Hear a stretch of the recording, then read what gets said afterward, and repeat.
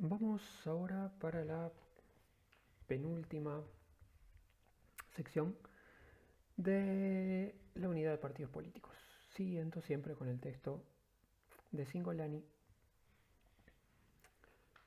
sobre partidos y sistema de partidos, del cual ya dijimos que vamos a estar tratando acá solo los puntos que refieren a partidos políticos, no todavía sistema, sino a los partidos como actor. Vimos definición, funciones, teoría sobre el origen de los partidos políticos y queda para ver ahora los tipos de partidos políticos que habíamos comentado, que es un tema que está planteado en términos de sucesión histórica, de etapas en las cuales se han ido sucediendo distintos tipos de partido, o mejor dicho, distintos tipos de partidos sí, y distintas características dentro de los partidos políticos. Esto último de distintas características dentro de un partido, cuando a veces un partido ha hecho la transición y la transformación de una época para la otra. Entonces estas distintas épocas de los partidos políticos han significado en algunos casos sustitución de unos partidos por otros al cambiar la época y al cambiar el tipo de partidos políticos que se da, y en otros casos simplemente la transformación de unas características a otras de un mismo partido al sobrevivir y pasar de época. A su vez habíamos comentado también que esta tipología de cierto trasfondo histórico de las formas de los partidos políticos estaba a su vez en relación con las teorías institucionales sobre el origen de los partidos políticos, y que las teorías institucionales sobre el origen de los partidos políticos, clasificándolos en internos y externos, tenía que ver con esta tipología que íbamos a ver también ahora. Bueno, pues enganchamos aquel tema entonces con este. El primero de los tipos históricos tratados en el texto es el de los llamados partidos de élite o partidos de notables, como aparecen en el texto también, que serían los partidos correspondientes a la época del comienzo del surgimiento del sistema democrático, de los sistemas electorales, en momentos en que ese sistema estaba acotado a muy pocas personas, que tenía voto censitario, por tanto lo habitual es que solamente una muy pequeñita proporción de la gente podía votar en cada país, aquello de que no podían votar los analfabetos, no podían votar los trabajadores dependientes, solamente quienes tuvieran cierto nivel de propiedades, etcétera, etcétera. Entonces el voto estaba acotado en principio a muy poca población. Bueno, en ese contexto es que funcionarían los llamados partidos de élite. Estos partidos de élite, ponía por ahí, surgen en el Estado liberal en cuanto a la etapa histórica de Estado liberal que tiene su foco principal en el siglo XIX. Esto lo vamos a ver después cuando pasemos a etapas históricas de desarrollo del Estado más adelante en las próximas unidades. Bueno, en cuanto a características, vamos a estar repasando las características de las distintas etapas de los partidos en función de el mismo tipo de clave, que pasa por el lado de la organización, la ideología y los lazos sociales. Después en las próximas vamos a ver también la financiación. En este mismo podríamos complementar alguna punta respecto a la financiación. Bueno, así que este tipo de características que están planteadas aquí los vamos a ir viendo con sus transformaciones en los próximos tipos también. En cuanto a la organización, lo que caracterizaría a los partidos de élite sería una organización muy simple, pequeña, tener muy poca estructura, porque en definitiva son asociaciones de personas que integran el Parlamento y que comienzan a relacionarse dentro del Parlamento para tener un accionar coordinado. En esto es en lo que los partidos de élite muestran que tendrían una misma identidad que los llamados partidos internos en relación a cómo surgían en cuanto al tema que habíamos visto antes. Tienen por tanto muy escasa estructura porque esos parlamentarios pueden tener un relacionamiento directo con el pequeño grupo de electores del que provienen. En cuanto a ideología y lazos sociales, por la misma razón los partidos de élite tendrían un muy bajo perfil ideológico, o sea, relativamente pocas diferencias ideológicas entre ellos. Representarían un espectro ideológico acotado. De vuelta por la misma razón. Si estos partidos vendrían todos de un mismo pequeño grupito de electores que pertenecen todos a la élite social, bueno, pues las diferencias de opinión que reflejaban eran diferencias de opinión muy bajas. Por tanto, no habría un perfil ideológico fuerte de diferencias entre estos distintos partidos. Y decía que, como en los próximos vamos a hablar de financiamiento, si bien no es un punto fundamental de esta caracterización, se podría también mencionar algo particular del financiamiento de estos partidos. Se deduce en realidad de lo de la estructura muy pequeña, y es que con esa estructura, que es básicamente una coordinación entre personas que integran el Parlamento, estos partidos no tendrían un aparato de financiamiento propio de la estructura, sino que más bien cada uno de los candidatos, cada uno de los políticos que se moverían en estos partidos aportaría de su bolsillo para el financiamiento que tuviera que realizar respecto a la campaña, y con eso se solucionaba el funcionamiento del partido. Hay que pensar que estos políticos pertenecían todos a la élite social, por tanto podían pagarse a sí mismos sus propias campañas, y a su vez las campañas requerían muy poco financiamiento, dado que se basaban en relacionamiento cara a cara entre estas personas y los grupos de élite de los que ellos mismos venían y con los cuales se relacionaban habitualmente en su trato social. Así que el desarrollo de campañas políticas insumía muy poca cosa, y por eso la estructura también débil de estos partidos. Ahora, la cuestión es que este tipo de partido va a entrar en crisis y va a ir desapareciendo conforme se extienda el voto. En los países que dependían donde su sistema político dependía totalmente del funcionamiento de esas elecciones, cuando el voto empieza a extenderse al conjunto de la población, este tipo de estructura empieza a no ser suficiente para ganar elecciones. Entonces los partidos empiezan a transformarse. Algunos de estos partidos que logran sobrevivir empiezan a transformarse a las características del próximo tipo que vamos a ver, y a su vez surgen nuevos partidos con nuevas características que compiten exitosamente contra estos. Esos nuevos partidos van a ser los partidos de masas, y que corresponden, en las teorías sobre el origen que estuvimos viendo antes, a los partidos externos, a los partidos que surgían posteriormente fuera del Parlamento, compitiendo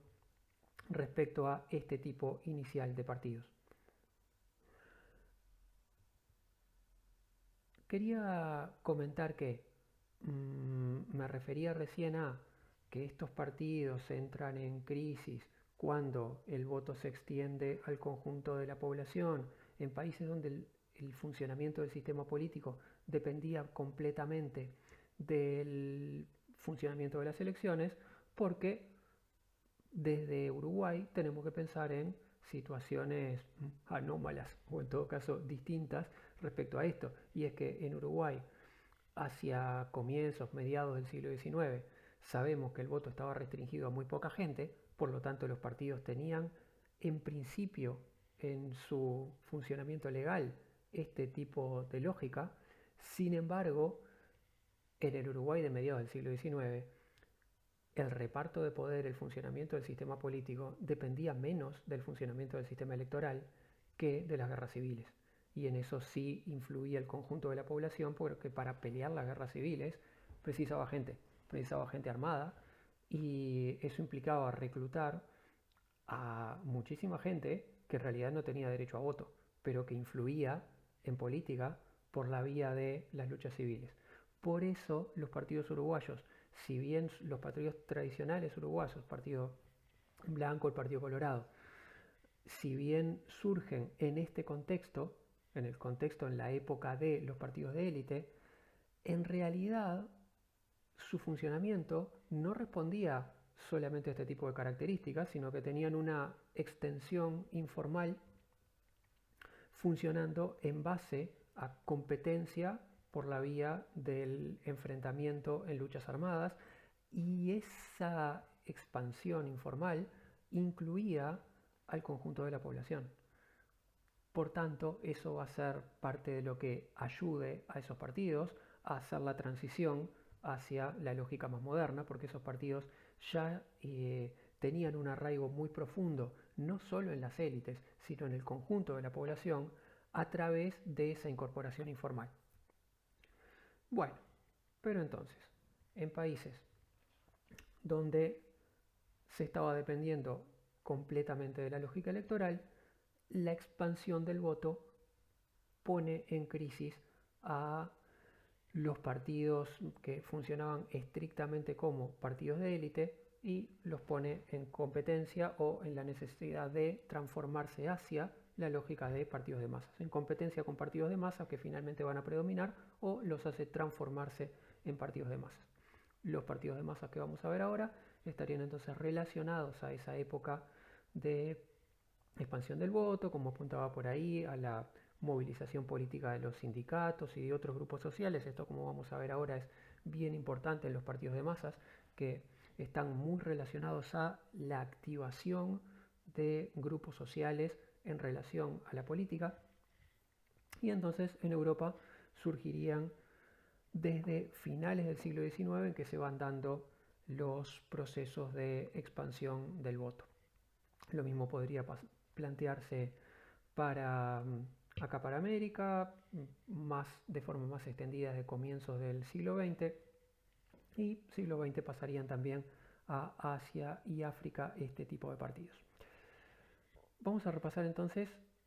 el mismo tipo de características que estuvimos viendo hasta ahora: organización y liderazgo, ideología y los lazos sociales del partido y el financiamiento. Sobre organización y liderazgo,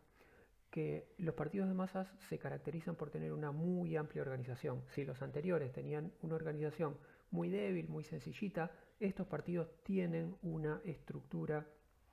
de organización muy fuerte, y esto implica que, para empezar, tienen funcionarios rentados, tienen gente que trabaja en el partido, en el aparato del partido, y a su vez, muy importante, estos partidos se basan en un colectivo de militantes muy fuerte, muy activo. Como que los militantes son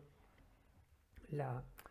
base de actividad del partido y una parte fundamental de su relacionamiento con la sociedad. Por tanto, toda esta estructura tiene también una gran influencia en la selección de líderes.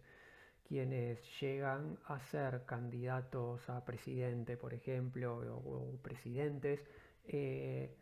pasan por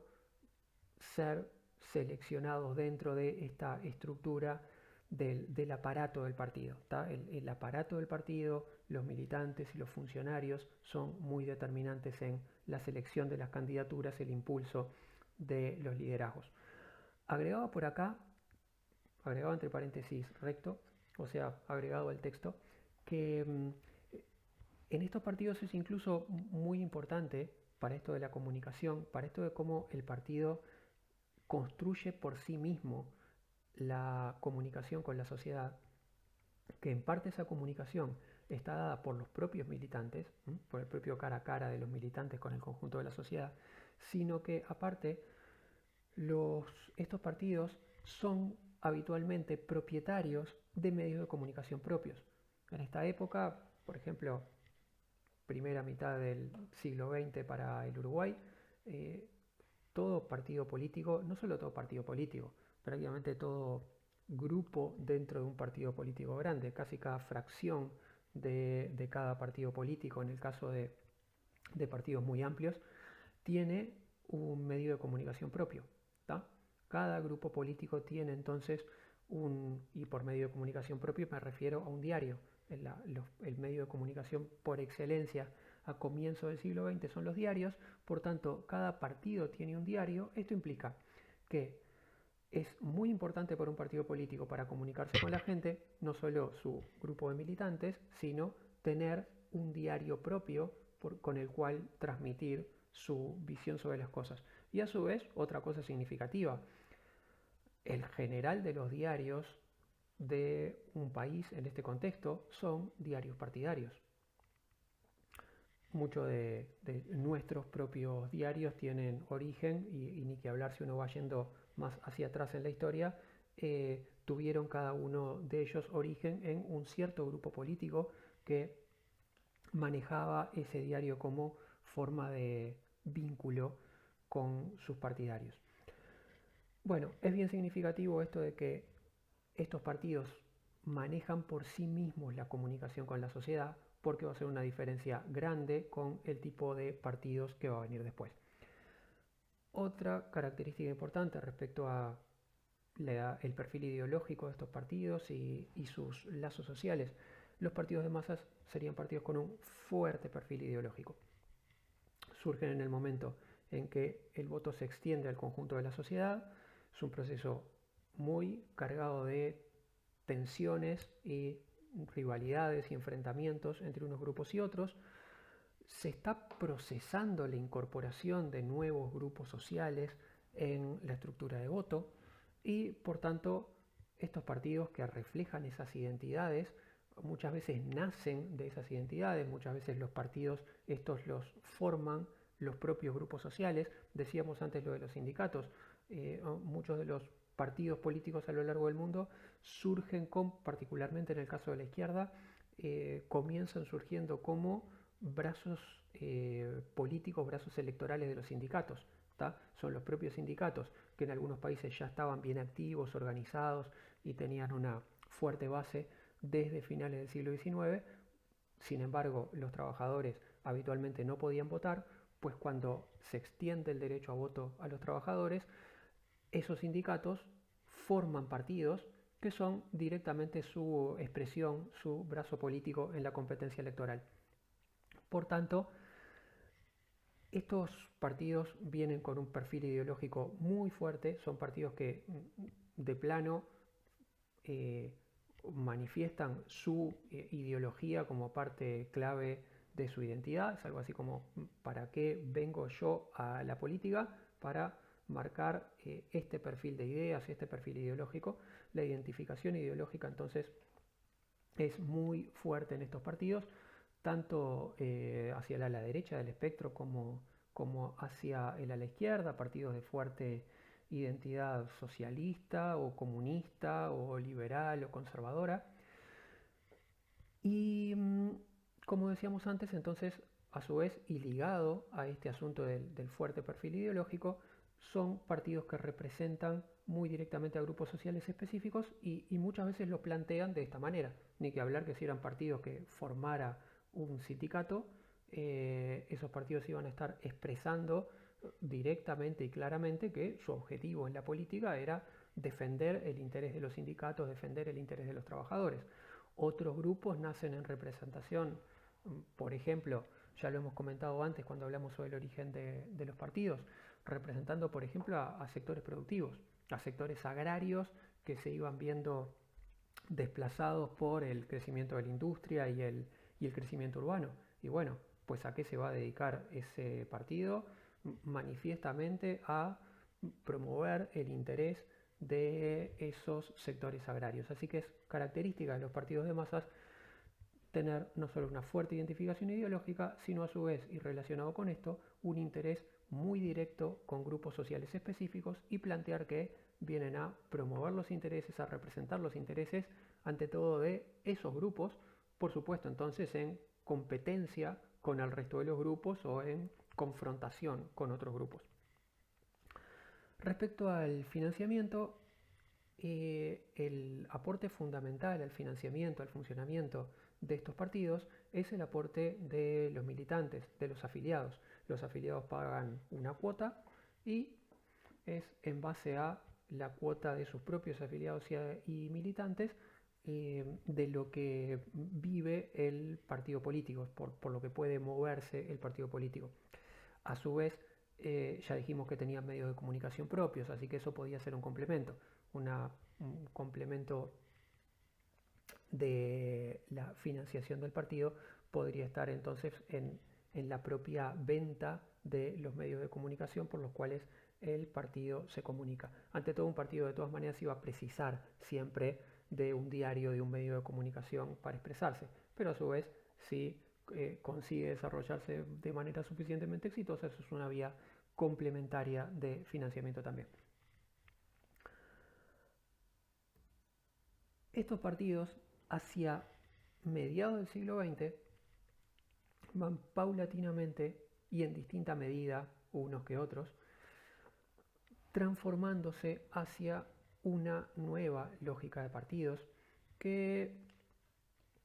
suele identificarse con distintos nombres. Muchas veces se los llama partidos electorales o profesionales electorales. En inglés se los suele llamar partidos cachol, y por eso a veces se utiliza la traducción directa al español de cachol como partidos atrapatodo. Y desde ya adelantemos entonces que el cachol va a ir en el sentido de decir atrapar todo, capturar todo, en el sentido de ir hacia el conjunto de los electores, tratar de captar electores del conjunto de los sectores y de diversas opiniones y diversos perfiles ideológicos. Hay que adelantar en el nombre esta característica que ahora vamos a estar repasando cuando repasemos el conjunto de las variables que estuvimos viendo anteriormente para los tipos anteriores. Surgen entonces desde mediados del siglo XX para acá, fines del siglo XX para acá, y tiene mucho que ver, yo diría, con dos cosas claves. Por un lado, con el desarrollo de los medios de comunicación masivos, en principio de la radio, pero fundamentalmente con el desarrollo de la televisión después, y el cambio que esto implica para partidos políticos que antes se estaban moviendo en la comunicación con la gente en base a su propia estructura, de sus propios recursos y a sus propios medios, y pasan entonces a tener que relacionarse con la gente fundamentalmente a través de medios masivos de comunicación que no son propiedad de ellos mismos, que no controlan directamente ellos mismos. Los medios de comunicación masivos se vuelven a su vez súper claves en las campañas electorales. Las campañas electorales se vuelven cada vez más importantes también en el funcionamiento de los partidos. Y a su vez diría, en paralelo a esto, que otro factor de cambio importante es también la propia trayectoria y desarrollo del sistema democrático, que va adaptando a los partidos políticos a reconocer su propio rol distinto del de los grupos sociales concretos, del de los sindicatos, las empresas, etcétera, etcétera, a reconocer su propio rol como actores del sistema político, su propia función en el sistema y su propia razón de ser, entendiendo por esto que la razón de ser del partido político es la de conseguir cargos en el sistema de gobierno, conseguir lugares en el gobierno, influir sobre el gobierno a través de llegar a cargos en la conducción del Estado, en la conducción del sistema político. Bueno, si los partidos tienen esto como su rol propio, su rol más específico, los partidos van entrando en la lógica de que, más allá de representar a grupos sociales concretos, más allá de representar a tal tipo de sindicatos o a tal tipo de perfil de empresa o de emprendimiento o a tal sector de la economía, en definitiva los partidos políticos lo que tienen que tratar es de conseguir la mayor cantidad de votos posibles, competir con el mayor margen de éxito posible en la competencia electoral. Y para eso lo que se precisa es, pues entonces, captar electores. Para captar electores se precisa adaptar las propias posiciones de manera que uno pueda llegar a un conjunto de gente lo mayor posible. Bueno, creo que estas dos cosas son las dos transformaciones fundamentales que se van dando en el cambio de lógica de partido de masas a estos partidos electorales. Esas dos, la de ir pasando a una comunicación con la sociedad en base a medios de comunicación y la propia evolución de los partidos hacia una lógica de reconocer sus propias funciones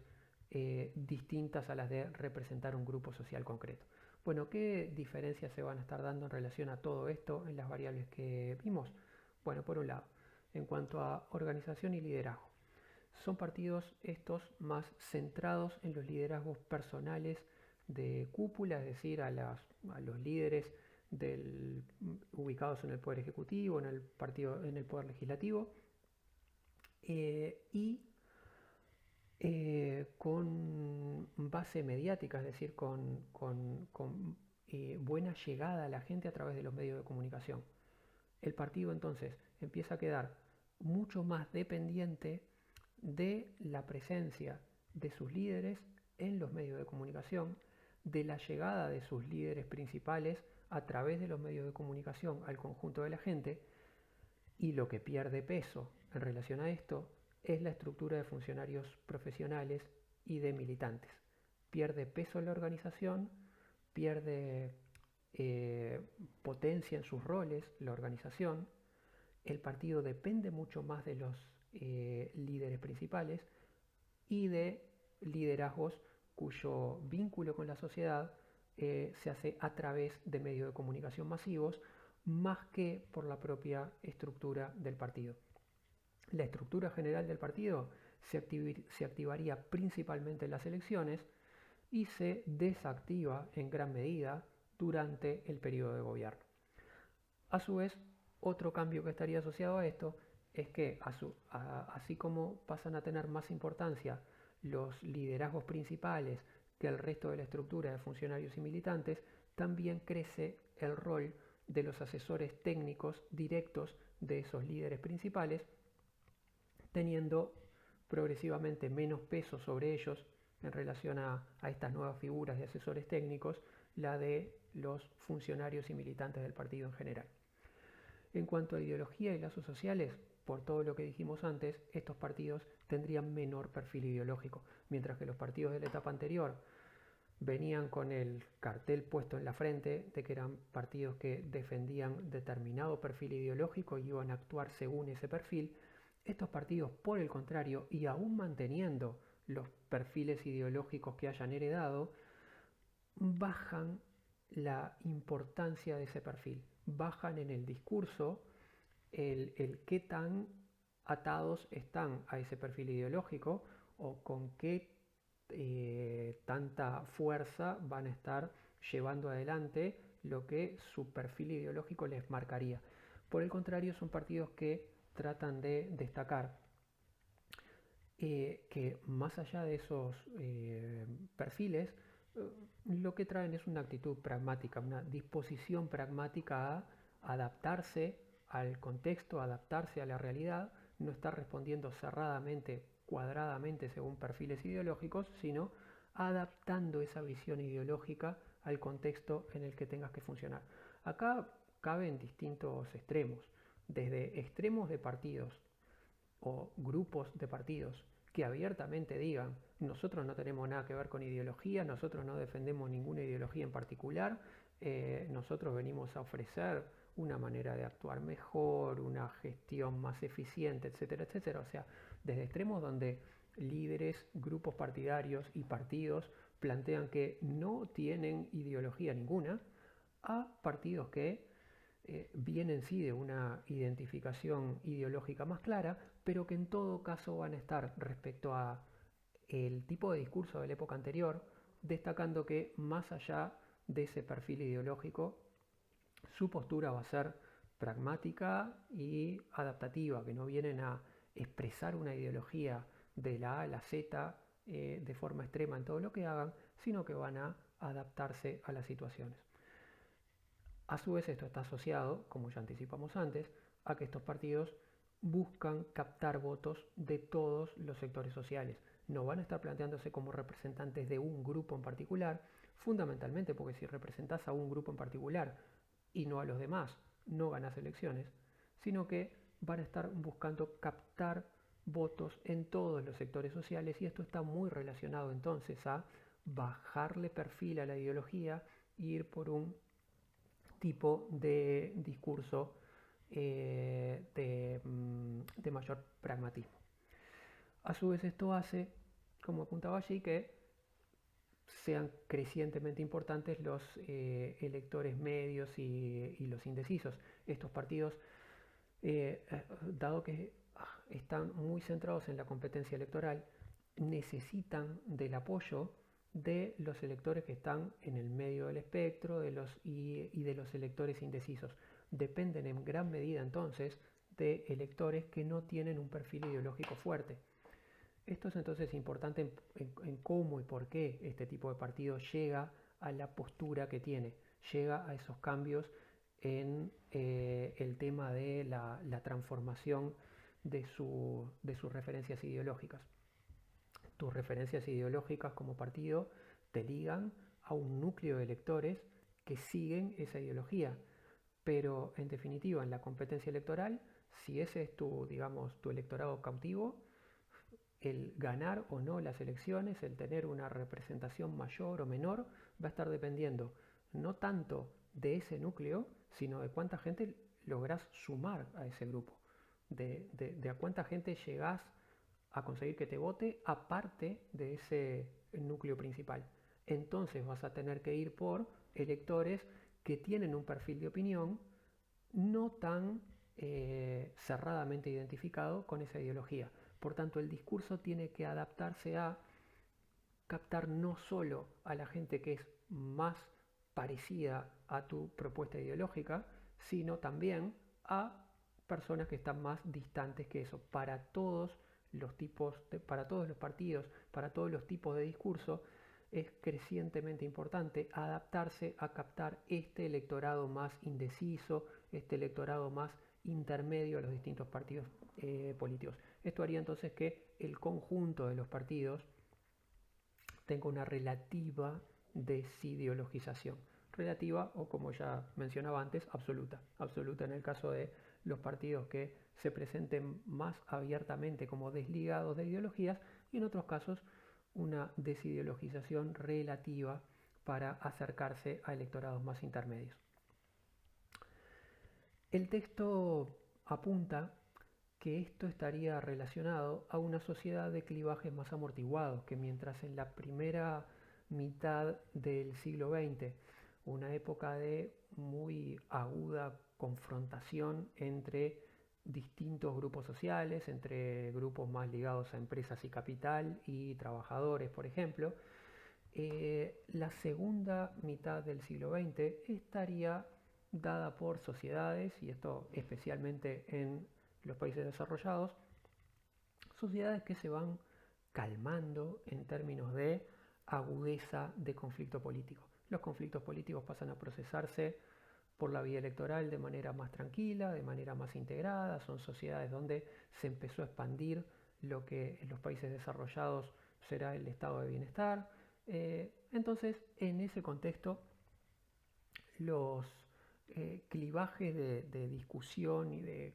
conflicto social son fuertemente amortiguados.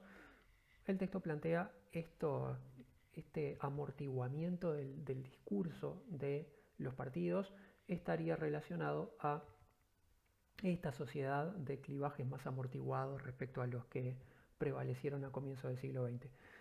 Yo agregaba, entre paréntesis recto, que en definitiva creo que esto está muy ligado también a lo que comentaba antes del tiempo de desarrollo de la lógica electoral. Que una cosa es un partido que hace 10 años acaba de ser fundado por un sindicato, por ejemplo, y otra cosa es un partido que hace 70 años surgió a partir de un sindicato. 70 años después, ese partido se adaptó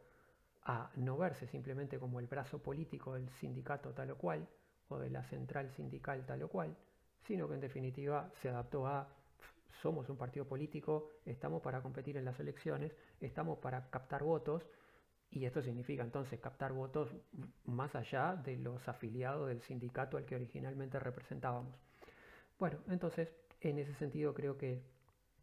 el progresivo amortiguamiento ideológico y de los lazos sociales entre grupos sociales y partidos está dado no solo porque la sociedad en general pasa a tener clivajes sociales menos conflictivos, de conflicto más amortiguado, sino también porque los propios partidos van encontrando en el largo plazo una lógica de acción propia que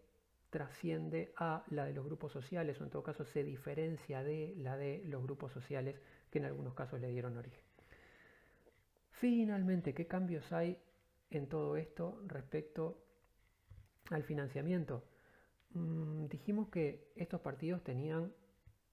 dijimos algo paradójico, que estos partidos tenían, por un lado, menos estructura, van a estar dependiendo menos de la estructura de funcionarios y militantes, van a tener frecuentemente menos estructura de funcionarios propia y menos militantes activos. Muchas veces, y en los casos más extremos, estos partidos electorales pueden tener hasta relativamente poca base de militancia.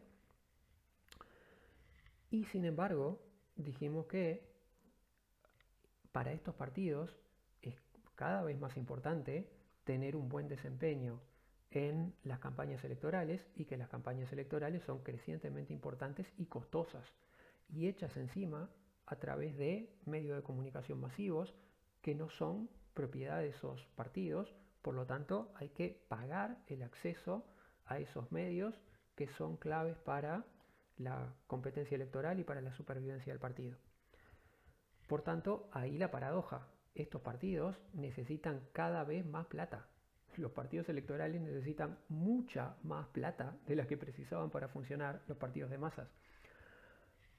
Y sin embargo, dijimos que si los partidos de masas dependían fundamentalmente de las contribuciones de los militantes, estos partidos suelen tener una estructura de militancia pequeña, una base de afiliados relativamente pequeña respecto a lo que se planteaba con los partidos anteriores. Por tanto, estos partidos son partidos que tienen pocos recursos, si hablamos de los recursos directos que tienen de sus propios miembros, en relación a la gran dimensión de gasto que necesitan para el desempeño electoral. Por tanto, estos partidos van a ir dependiendo crecientemente de dos tipos de financiamiento alternativos. Por un lado, de fondos electorales, esto es de crear por ley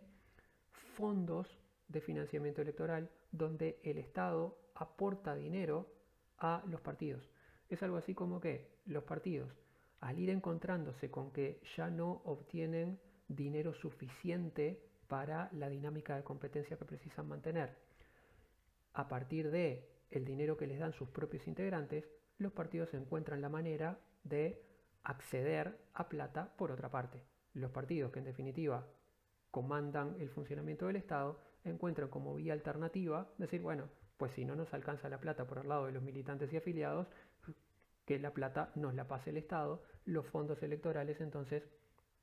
están hechos para eso, para darle a los partidos el financiamiento que precisan y usualmente hacen depender ese financiamiento de la cantidad de votos. Entonces, tal como tenemos también en nuestro país, los partidos reciben un caudal de plata relacionado a cuántos votos obtuvieron en las elecciones anteriores. A su vez, una vía de financiamiento complementario a esto y siempre necesaria para los partidos también es la de las donaciones, y acá tienen un rol fundamental los grandes donantes, esto es, las empresas y especialmente las grandes empresas. Los partidos electorales van a estar dependiendo cada vez más de grandes donaciones de dinero hechas principalmente por grandes empresas. Y esto se vuelve toda una paradoja para los partidos políticos porque los partidos políticos supuestamente tienen que defender intereses generales y el depender de grandes donantes los va a hacer a su vez específicamente dependientes de tenedores de capital específicos, de grandes empresas como actores concretos que por tanto posiblemente a través de ese financiamiento pueden lograr después una llegada especial, más directa y mayor influencia en los posicionamientos que los partidos políticos tengan. Así que este realmente es un tema de fondo significativo, esto de que con el cambio de época y con la transformación que los partidos políticos tuvieron que procesar, se procesaron cambios importantes respecto al grado de dependencia que los partidos adquieren respecto a actores privados específicos, actores económicos específicos, grandes tenedores de capital, que son por tanto grandes donantes, a los cuales todos los partidos van a pedirle plata al momento de las elecciones. Y así como todos los partidos van a pedirle plata en el momento de las elecciones, después esos partidos tienen que estar más dispuestos a escucharlos cuando esos actores vengan a eh, cobrarse la contrapartida de las donaciones que pusieron. Así que este tema es un tema bien significativo para el debate actual respecto al funcionamiento y rol de los partidos. Y, y lo es especialmente para los partidos de izquierda, dado que si bien para todo partido puede ser potencialmente problemático el verse vinculado o dependiente de grandes donaciones de actores privados específicos de grandes empresas, para los partidos de izquierda esto es especialmente contradictorio con su planteo general. Bueno, queda entonces este punto de discusión para complementar luego en el foro, y otra cosa que diría que queda para conversar en el foro sobre esto que hemos estado planteando es cómo se puede ver la situación de los partidos uruguayos en relación a esta evolución histórica. Y me refiero a este punto. Bueno, creo que se puede plantear en tres niveles la cosa. Creo que uno podría plantear en la historia reciente y actual de los partidos en el Uruguay cuánto se puede encontrar de lógica persistente de tipo partido de élite. Que en algunos casos alguno de esos rasgos todavía puede identificarse. Pero más allá de eso, y principalmente ir al tema de la transición entre partidos de masas y partido electoral. Por esto, porque este esquema lo que nos plantea es, en general los partidos de élite tendieron a ser sustituidos por partidos que operaban como partidos de masas, y en general los partidos de masas fueron sustituidos o se fueron transformando después progresivamente en partidos electorales. Esto nos diría que la etapa en la que estamos actualmente es la de partidos electorales. Ahora, esta transición es una transición relativa. No solo no todos los países la hacen de la misma manera y al mismo tiempo, no todos los partidos la hacen de la misma manera y al mismo tiempo. Algunos partidos conservan más rasgos de partidos de masas combinados con ciertas características de partidos electorales, en otros se puede ver más fuertemente la impronta del cambio de lógica hacia partidos electorales. Entonces, bueno, una cosa que se podría conversar luego en el foro es cómo se ve para la situación de los partidos uruguayos en la actualidad esta cuestión de qué tanto de partido electoral y qué tanto de partido de masas se ve en cada uno de los partidos actuales del Uruguay en este momento.